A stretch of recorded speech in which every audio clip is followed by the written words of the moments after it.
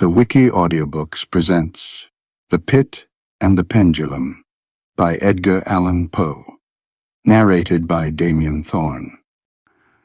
I was sick unto death with that long agony, and when they at length unbound me and I was permitted to sit, I felt that my senses were leaving me.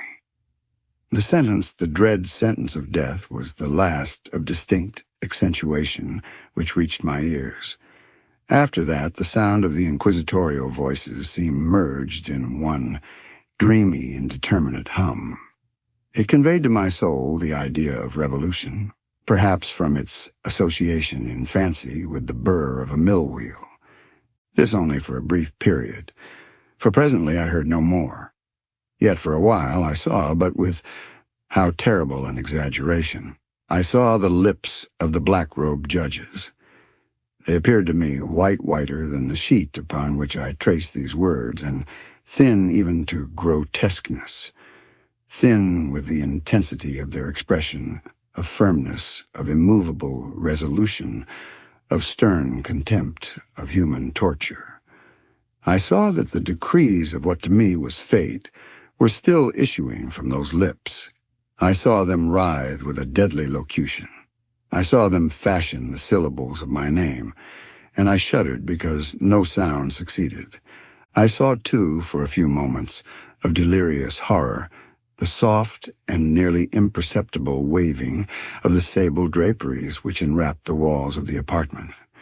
And then my vision fell upon the 7 tall candles upon the table. At first they wore the aspect of charity and seemed white and slender angels who would save me.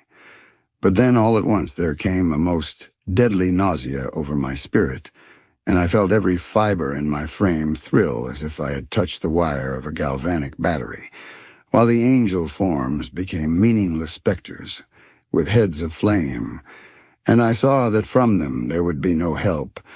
And then there stole into my fancy, like a rich musical note, the thought of what sweet rest there must be in the grave. The thought came gently and stealthily, and it seemed long before it attained full appreciation. But just as my spirit came at length properly to feel and entertain it, the figures of the judges vanished, as if magically, from before me.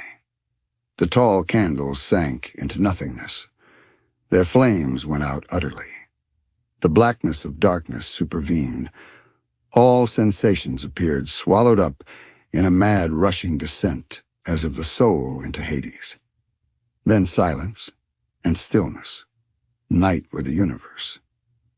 I had swooned, but still will not say that all of consciousness was lost.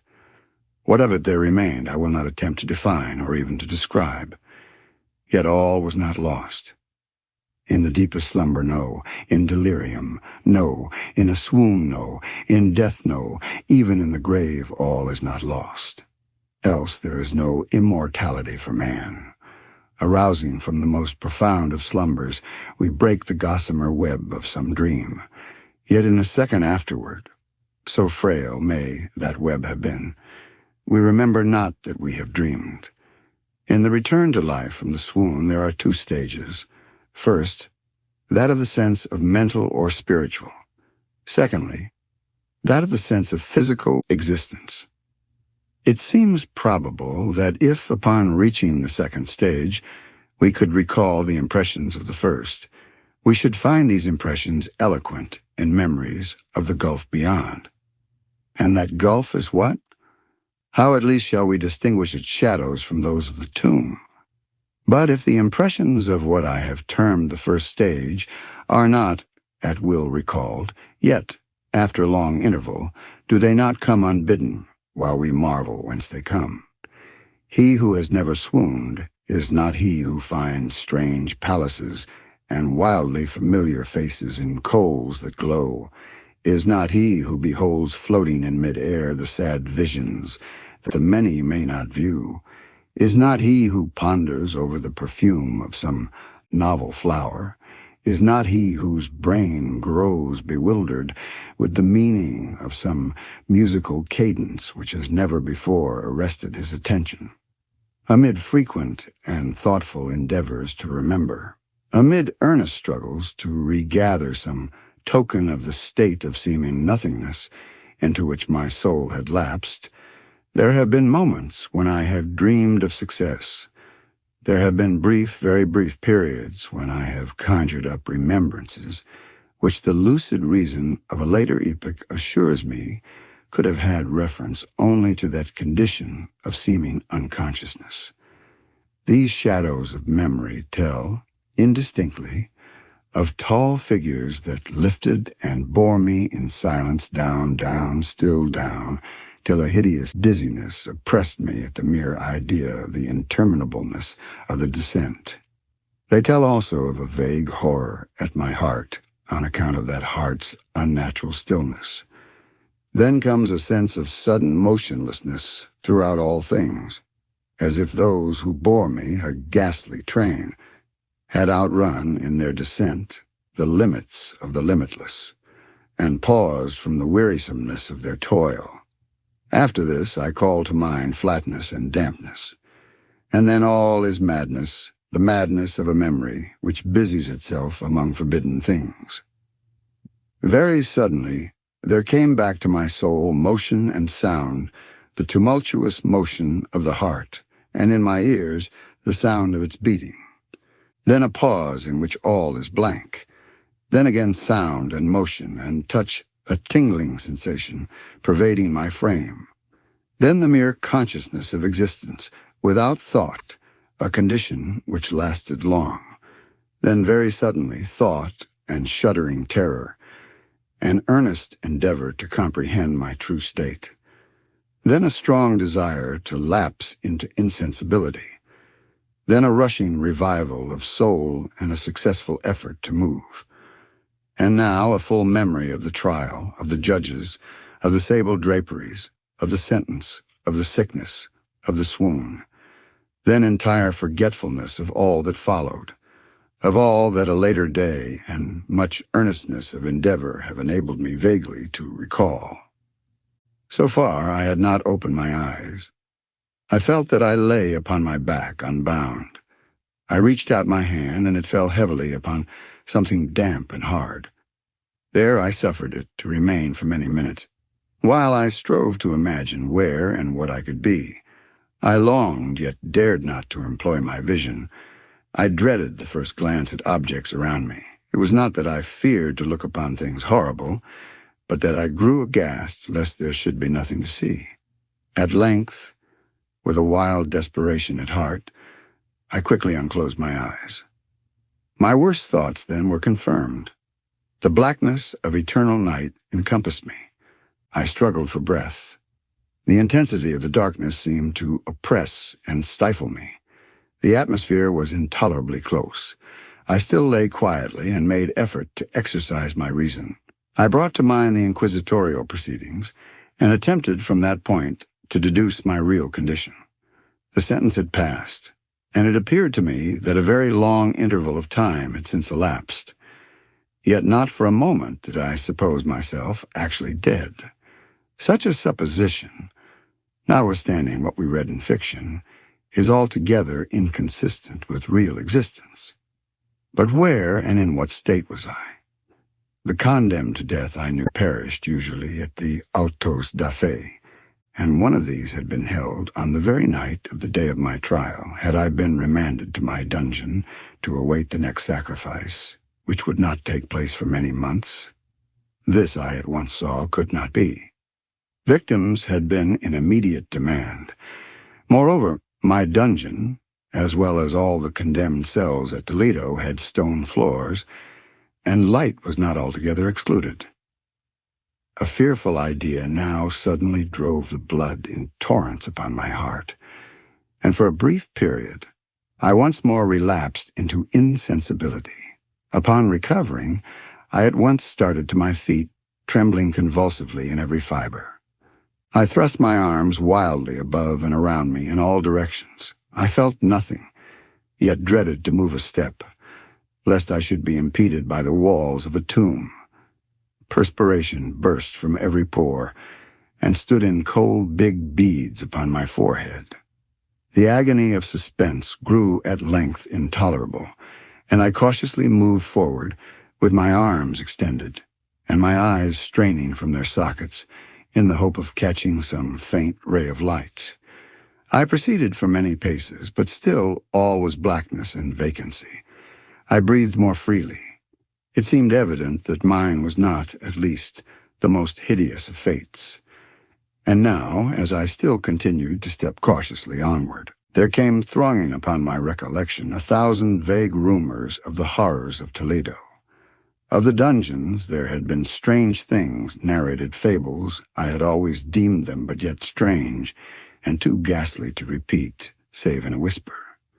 Was I left to perish of starvation in the subterranean world of darkness? Or what fate, perhaps even more fearful, awaited me? That the result would be death, and a death of more than customary bitterness, I knew too well the character of my judges to doubt. The mode and the hour were all that occupied or distracted me. My outstretched hands at length encountered some solid obstruction. It was a wall, seemingly of stone masonry, very smooth, slimy, and cold. I followed it up, stepping with all the careful distrust with which certain antique narratives had inspired me. This process, however, afforded me no means of ascertaining the dimensions of my dungeon, as I might make its circuit and return to the point whence I set out without being aware of the fact. So perfectly uniform seemed the wall. I therefore sought the knife which had been in my pocket when led into the inquisitorial chamber, but it was gone. My clothes had been exchanged for a wrapper of coarse serge. I had thought of forcing the blade in some minute crevice of the masonry, so as to identify my point of departure. The difficulty, nevertheless, was but trivial, although, in the disorder of my fancy, it seemed at first insuperable. I tore a part of the hem from the robe and placed the fragment at full length and at right angles to the wall. In groping my way around the prison, I could not fail to encounter this rag upon completing the circuit. So at least I thought. But I had not counted upon the extent of the dungeon or upon my own weakness. The ground was moist and slippery. I staggered onward for some time when I stumbled and fell. My excessive fatigue induced me to remain prostrate, and sleep soon overtook me as I lay. Upon awaking and stretching forth an arm, I found beside me a loaf and a pitcher with water. I was too much exhausted to reflect upon this circumstance, but ate and drank with avidity. Shortly afterward, I resumed my tour around the prison, and with much toil came at last upon the fragment of the serge. Up to the period when I fell, I had counted 52 paces, and upon resuming my walk, I had counted 48 more. When I arrived at the rag, there were in all then 100 paces, and, admitting 2 paces to the yard, I presumed the dungeon to be 50 yards in circuit. I had met, however, with many angles in the wall, and thus I could form no guess at the shape of the vault, for the vault I could not help supposing it to be. I had little object, certainly no hope, these researches, but a vague curiosity prompted me to continue them. Quitting the wall, I resolved to cross the area of the enclosure. At first I proceeded with extreme caution, for the floor, although seemingly of solid material, was treacherous with slime. At length, however, I took courage and did not hesitate to step firmly, endeavoring to cross in as direct a line as possible. I had advanced some 10 or 12 paces in this manner, when the remnant of the torn hem of my robe became entangled between my legs. I stepped on it, and fell violently on my face. In the confusion attending my fall, I did not immediately apprehend a somewhat startling circumstance, which yet, in a few seconds afterward, and while I still lay prostrate, arrested my attention. It was this: my chin rested upon the floor of the prison, but my lips and the upper portion of my head, although seemingly at a less elevation than the chin, touched nothing. At the same time, my forehead seemed bathed in a clammy vapor, and the peculiar smell of decayed fungus arose to my nostrils. I put forward my arm and shuddered to find that I had fallen at the very brink of a circular pit, whose extent, of course, I had no means of ascertaining at the moment. Groping about the masonry just below the margin, I succeeded in dislodging a small fragment and let it fall into the abyss. For many seconds I hearkened to its reverberations as it dashed against the sides of the chasm in its descent. At length there was a sullen plunge into water, succeeded by loud echoes. At the same moment there came a sound resembling the quick opening and as rapid closing of a door overhead, while a faint gleam of light flashed suddenly through the gloom and as suddenly faded away. I saw clearly the doom which had been prepared for me, and congratulated myself upon the timely accident by which I had escaped. Another step before my fall, and the world had seen me no more, and the death just avoided was of that very character which I had regarded as fabulous and frivolous in the tales respecting the Inquisition. To the victims of its tyranny there was the choice of death with its direst physical agonies, or death with its most hideous moral horrors. I had been reserved for the latter. By long suffering my nerves had been unstrung, until I trembled at the sound of my own voice, and had become in every respect a fitting subject for the species of torture which awaited me. Shaking in every limb, I groped my way back to the wall, resolving there to perish rather than risk the terrors of the wells, of which my imagination now pictured many in various positions about the dungeon. In other conditions of mind, I might have had courage to end my misery at once by a plunge into one of these abysses, but now I was the veriest of cowards. Neither could I forget what I had read of these pits, that the sudden extinction of life formed no part of their most horrible plan. Agitation of spirit kept me awake for many long hours, but at length I again slumbered. Upon arousing, I found by my side, as before, a loaf and a pitcher of water. A burning thirst consumed me, and I emptied the vessel at a draught. It must have been drugged, for scarcely had I drunk before I became irresistibly drowsy. A deep sleep fell upon me, a sleep like that of death. How long it lasted, of course, I know not, but when once again I unclosed my eyes, the objects around me were visible. By a wild sulphurous luster, the origin of which I could not at first determine, I was enabled to see the extent and aspect of the prison. In its size I had been greatly mistaken. The whole circuit of its walls did not exceed 25 yards. For some minutes this fact occasioned me a world of vain trouble. Vain indeed, for what could be of less importance, under the terrible circumstances which environed me, than the mere dimensions of my dungeon? But my soul took a wild interest in trifles, and I busied myself in endeavors to account for the error I had committed in my measurement. The truth at length flashed upon me. In my first attempt at exploration, I had counted 52 paces up to the period when I fell. I must then have been within a pace or two of the fragment of serge. In fact, I had nearly performed the circuit of the vault. I then slept, and upon awaking, I must have returned upon my steps, thus supposing the circuit nearly double what it actually was. My confusion of mind prevented me from observing that I began my tour with the wall to the left, and ended it with the wall to the right. I had been deceived, too, in respect to the shape of the enclosure. In feeling my way, I had found many angles, and thus deduced an idea of great irregularity. So potent is the effect of total darkness upon one arousing from lethargy or sleep. The angles were simply those of a few slight depressions or niches at odd intervals.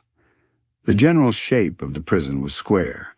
What I had taken for masonry seemed now to be iron or some other metal in huge plates, whose sutures or joints occasioned the depression. The entire surface of this metallic enclosure was rudely daubed in all the hideous and repulsive devices to which the charnel superstition of the monks has given rise. The figures of fiends and aspects of menace, with skeleton forms and other, more really fearful images, overspread and disfigured the walls.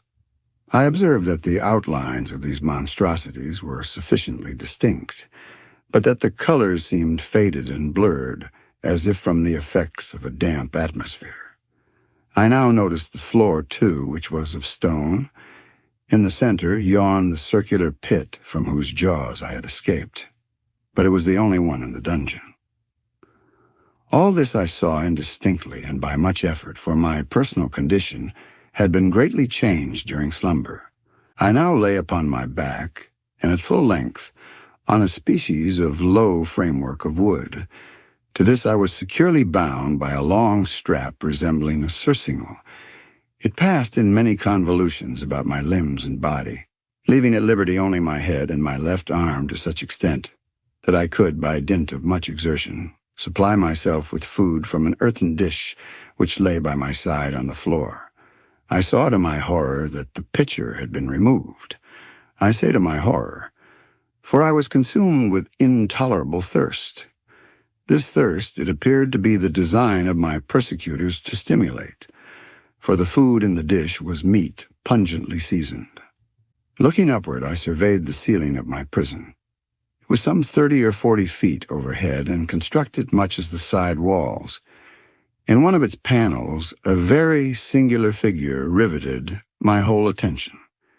It was the painted figure of Time as he is commonly represented, save that, in lieu of a scythe, he held what, at a casual glance, I supposed to be the pictured image of a huge pendulum, such as we see on antique clocks. There was something, however, in the appearance of this machine which caused me to regard it more attentively. While I gazed directly upward at it, for its position was immediately over my own, I fancied that I saw it in motion. In an instant afterward, the fancy was confirmed. Its sweep was brief and, of course, slow. I watched it for some minutes, somewhat in fear, but more in wonder. Wearied at length with observing its dull movement, I turned my eyes upon the other objects in the cell. A slight noise attracted my notice, and looking to the floor, I saw several enormous rats traversing it. They had issued from the well which lay just within view to my right. Even then, while I gazed, they came up in troops, hurriedly, with ravenous eyes, allured by the scent of the meat. From this it required much effort and attention to scare them away. It might have been half an hour, perhaps even an hour, for I could take but imperfect note of time, before I again cast my eyes upward. What I then saw confounded and amazed me. The sweep of the pendulum had increased in extent by nearly a yard. As a natural consequence, its velocity was also much greater. But what mainly disturbed me was the idea that had perceptibly descended. I now observed with what horror it is needless to say that its nether extremity was formed of a crescent of glittering steel about a foot in length from horn to horn, the horns upward, and the under edge evidently as keen as that of a razor. Like a razor also, it seemed massy and heavy, tapering from the edge into a solid and broad structure above. It was appended to a weighty rod of brass, and the whole hissed as it swung through the air. I could no longer doubt the doom prepared for me by monkish ingenuity in torture. My cognizance of the pit had become known to the inquisitorial agents, the pit whose horrors had been destined for so bold a recusant as myself, the pit, typical of hell, and regarded by rumor as the ultima thule of all their punishments. The plunge into this pit I had avoided by the merest of accidents. I knew that surprise or entrapment into torment formed an important portion of all the grotesquerie of these dungeon deaths. Having failed to fall, it was no part of the demon plan to hurl me into the abyss, and thus, there being no alternative, a different and a milder destruction awaited me. Milder? I half smiled in my agony as I thought of such application of such a term.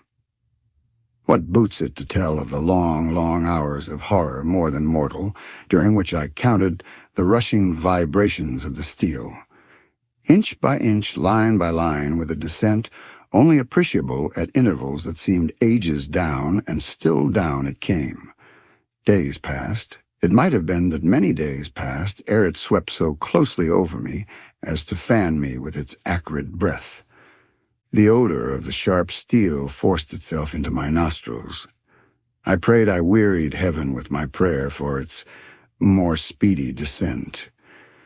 I grew frantically mad, and struggled to force myself upward against the sweep of the fearful scimitar. And then I fell suddenly calm, and lay smiling at the glittering death, as a child at some rare bauble.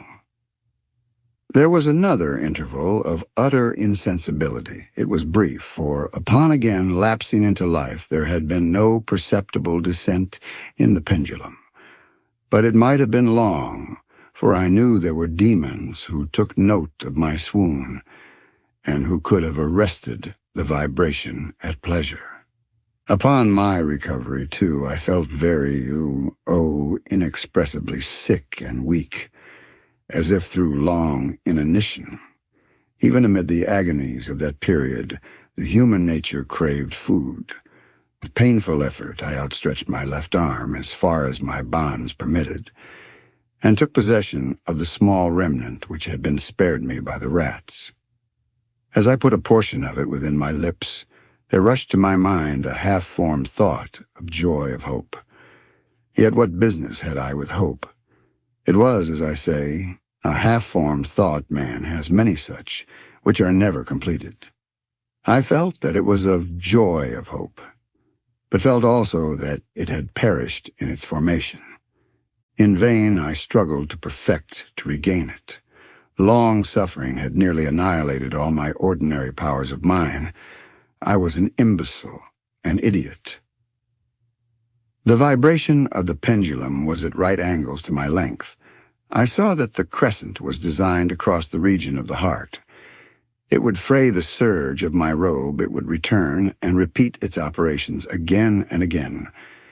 Notwithstanding terrifically wide sweep, some 30 feet or more, and the hissing vigor of its descent, sufficient to sunder these very walls of iron, still the fraying of my robe would be all that, for several minutes, it would accomplish. And at this thought I paused. I dared not go farther than this reflection. I dwelt upon it with a pertinacity of attention as if, in so dwelling, I could arrest here the descent of the steel. I forced myself to ponder upon the sound of the crescent as it should pass across the garment, upon the peculiar thrilling sensation which the friction of cloth produces on the nerves. I pondered upon all this frivolity until my teeth were on edge. Down, steadily down it crept. I took a frenzied pleasure in contrasting its downward with its lateral velocity. To the right, to the left, far and wide, with the shriek of a damned spirit. To my heart, with the stealthy pace of the tiger. I alternately laughed and howled, as the one or the other idea grew predominant. Down, certainly, relentlessly down. It vibrated within 3 inches of my bosom. I struggled violently, furiously, to free my left arm. This was free only from the elbow to the hand. I could reach the latter from the platter beside me to my mouth with great effort, but no farther. Could I have broken the fastenings above the elbow, I would have seized and attempted to arrest the pendulum. I might as well have attempted to arrest an avalanche. Down still, unceasingly still, inevitably down. I gasped and struggled at each vibration. I shrunk convulsively at its every sweep. My eyes followed its outward or upward whirls with the eagerness of the most unmeaning despair. They closed themselves spasmodically at the descent. Although death would have been a relief, oh, how unspeakable. Still I quivered in every nerve to think how slight a sinking of the machinery would precipitate that keen, glistening axe upon my bosom. It was hope that prompted the nerve to quiver, the frame to shrink. It was hope, the hope that triumphs on the rack, that whispers to the death-condemned even in the dungeons of the Inquisition. I saw that some 10 or 12 vibrations would bring the steel in actual contact with my robe, and with this observation, there suddenly came over my spirit all the keen, collected calmness of despair. For the first time, during many hours or perhaps days, I thought, it now occurred to me that the bandage or surcingle which enveloped me was unique. I was tied by no separate cord. The first stroke of the razor-like crescent athwart any portion of the band would so detach it that it might be unwound from my person by means of my left hand. But how fearful, in that case, the proximity of the steel. The result of the slightest struggle, how deadly. Was it likely, moreover, that the minions of the torturer had not foreseen and provided for this possibility? Was it probable that the bandage crossed my bosom in the track of the pendulum? Dreading to find my feint, and, as it seemed, in last hope frustrated, I so far elevated my head as to obtain a distinct view of my breast. The surcingle enveloped my limbs and body close in all directions, save in the path of the destroying crescent. Scarcely had I dropped my head back into its original position when there flashed upon my mind what I cannot better describe than as the unformed half of that idea of deliverance to which I have previously alluded, and of which a moiety only floated indeterminately through my brain when I raised food to my burning lips. The whole thought was now present feeble, scarcely sane, scarcely definite, but still entire. I proceeded at once, with the nervous energy of despair, to attempt its execution. For many hours, the immediate vicinity of the low framework upon which I lay had been literally swarming with rats. They were wild, bold, ravenous, their red eyes glaring upon me as if they waited but for motionlessness on my part to make me their prey. To what food, I thought, have they been accustomed in the well? They had devoured, in spite of all my efforts to prevent them, all but a small remnant of the contents of the dish. I had fallen to an habitual seesaw or wave of the hand about the platter, and at length the unconscious uniformity of the movement deprived it of effect.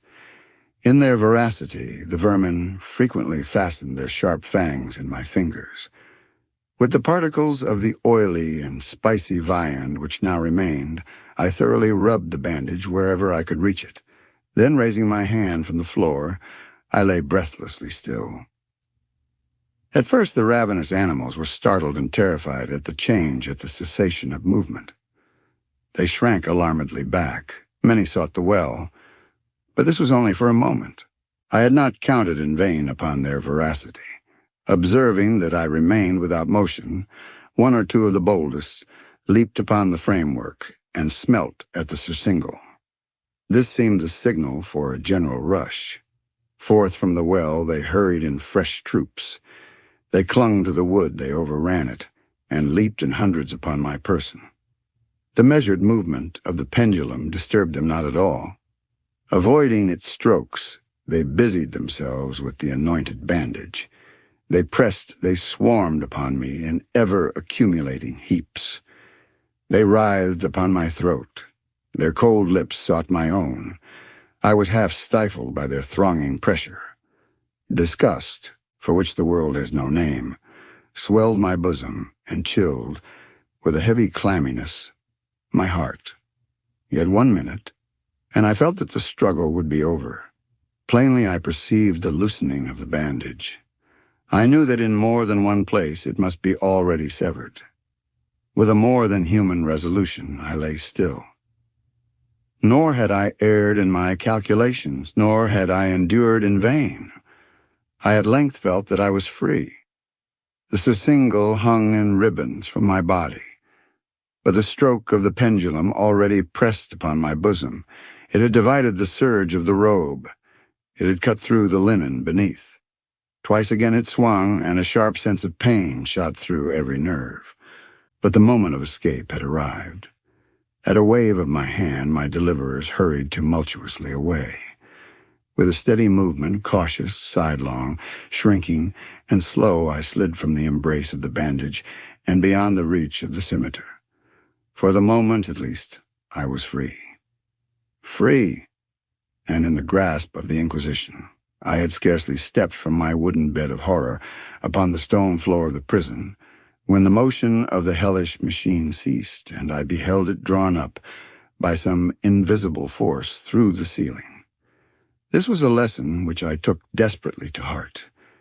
My every motion was undoubtedly watched, free. I had but escaped death in one form of agony, to be delivered unto worse than death in some other. With that thought, I rolled my eaves nervously around on the barriers of iron that hemmed me in. Something unusual, some change which at first I could not appreciate distinctly, it was obvious, had taken place in the apartment. For many minutes of a dreamy and trembling abstraction, I busied myself in vain, unconnected conjecture. During this period I became aware, for the first time, of the origin of the sulphurous light which illumined the cell. It proceeded from a fissure, about half an inch in width, extending entirely around the prison, at the base of the wall, which thus appeared and were completely separated from the floor. I endeavored, but of course in vain, to look through the aperture. As I arose from the attempt, the mystery of the alteration in the chamber broke at once upon my understanding. I have observed that although the outlines of the figures upon the walls were sufficiently distinct, yet the colors seemed blurred and indefinite.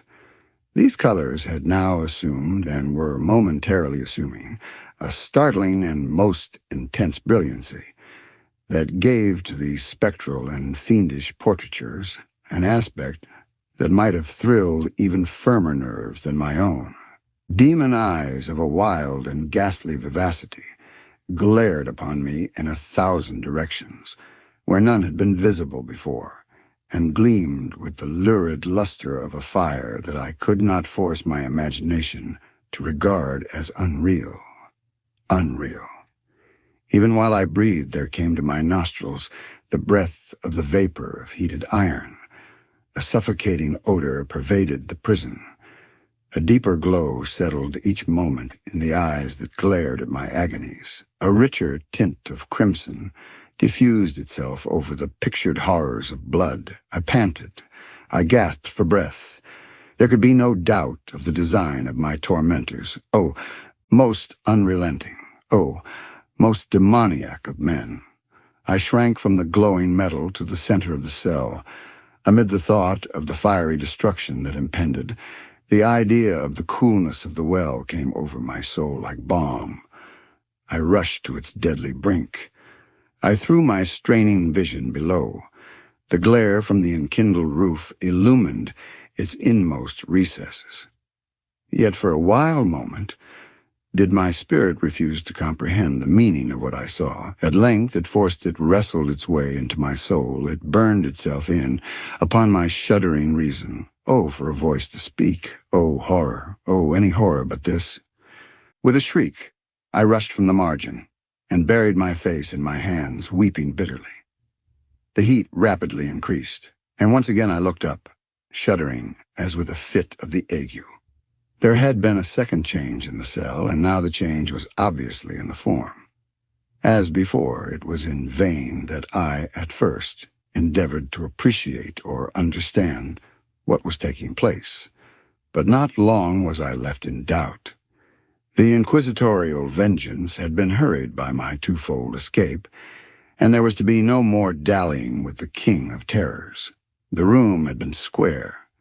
I saw that 2 of its iron angles were now acute to, consequently obtuse. The fearful difference quickly increased with a low rumbling or moaning sound. In an instant the apartment had shifted its form into that of a lozenge. But the alteration stopped not here.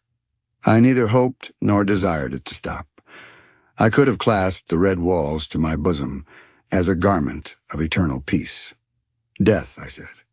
Any death but that of the pit. Fool, might I have not known that into the pit it was the object of the burning iron to urge me? Could I resist its glow? Or, if even that, could I withstand its pressure? And now, flatter and flatter grew the lozenge, with a rapidity that left me no time for contemplation. Its center, and of course, its greatest width, came just over the yawning gulf. I shrank back, but the closing walls pressed me resistlessly onward. At length, for my seared and writhing body, there was no longer an inch of foothold on the firm floor of the prison. I struggled no more, but the agony of my soul found vent in one loud, long, and final scream of despair. I felt that I tottered upon the brink. I averted my eyes. There was a discordant hum of human voices. There was a loud blast as of many trumpets. There was a harsh grating as of 1,000 thunders. The fiery walls rushed back. An outstretched arm caught my own as I fell, fainting into the abyss. It was that of General Lassalle. The French army had entered Toledo. The Inquisition was in the hands of its enemies. The end of the story. Please subscribe and share the channel with other audiobook lovers.